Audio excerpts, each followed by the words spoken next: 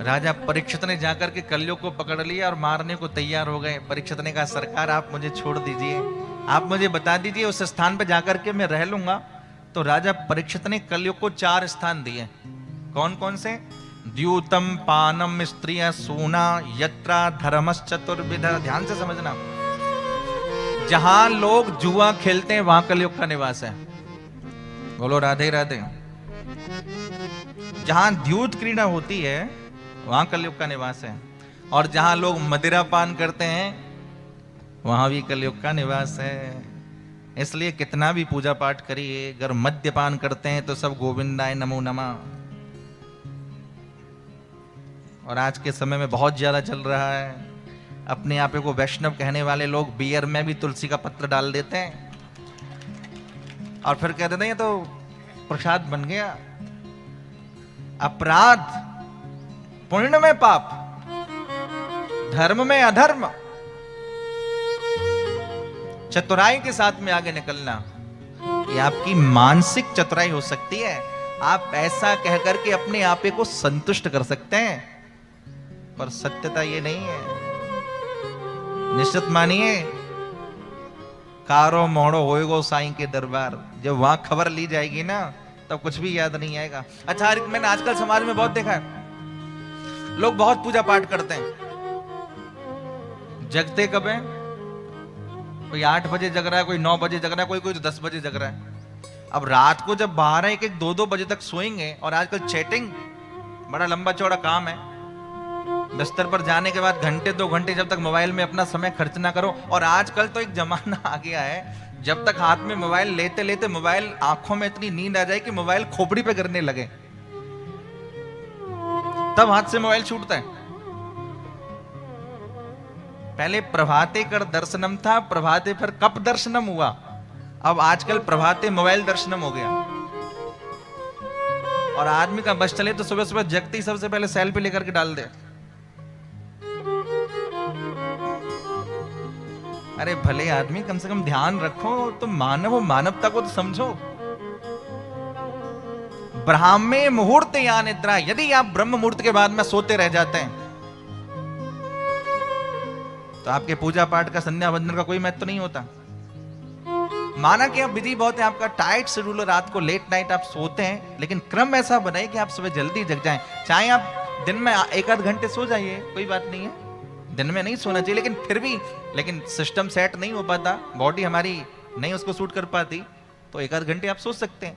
पर ये क्या 9, 10 बजे तक जग रहे हैं? अब आप कहेंगे महाराज हमारी तो नाइट ड्यूटी है, रात में जगना ही पड़ता है, तो दिन में सोएंगे। अब भाई जब कोई उपचार ही नहीं है, जब रास्ते ही सारे बंद पड़े, तो फिर तो कुछ ना कुछ आपको मैनेज करना पड़ेगा।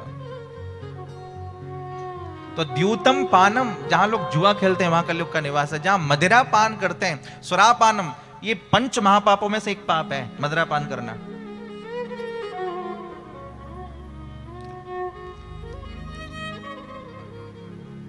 जहां परस्त्री गमन होता है वहां कलयुग का निवास है, और जहां हिंसा होती है वहां कलयुग का निवास है। ये 4 स्थान कलयुग को दिए राजा परीक्षित ने।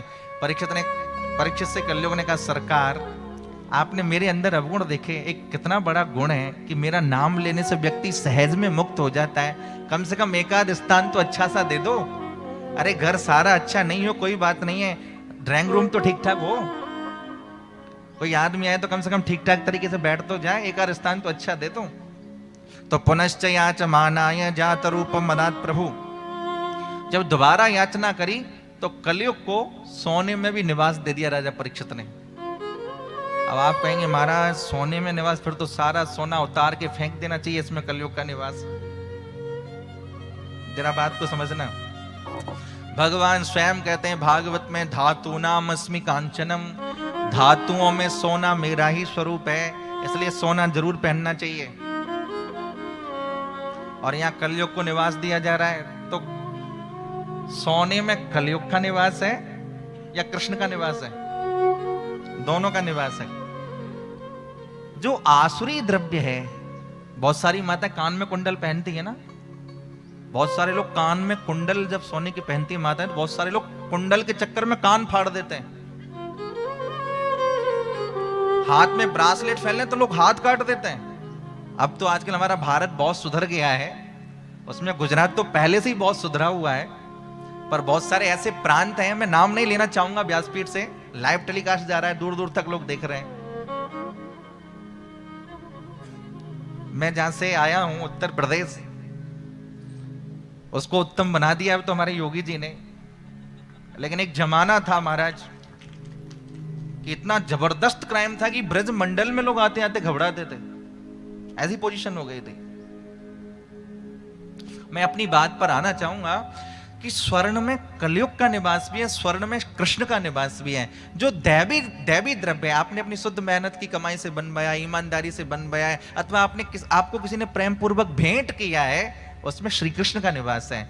और किसी को मार करके, किसी से छीन करके, झपट करके जो धन आपने एकत्रित किया है, वो सोना ही नहीं, जो भी धन आपने एकत्रित किया है, उसमें कृष्ण का निवास नहीं, उसमें कलयुग का निवास है, जो बुद्धि भ्रष्ट करेगा। इसलिए एक बात हमेशा याद रखिए, जीवन में अर्थ बहुत आवश्यक है, लेकिन अर्थ आने में अगर आप अनर्थ करते हैं और अर्थ आने के आपके तरीके ठीक नहीं है, धन आने के आपके तरीके ठीक नहीं है, तो निश्चित मानिए ये लॉन्ग प्रोसेस नहीं है। कुछ समय के बाद या तो आप भोग लेंगे या आपकी संतान भोग जाएगी। कम हो, अच्छा हो, सुलझा हुआ हो और अच्छे तरीके के साथ में हो। जिस धन से अशांति बढ़ जाए ऐसा धन ना हो। बोलो राधे राधे।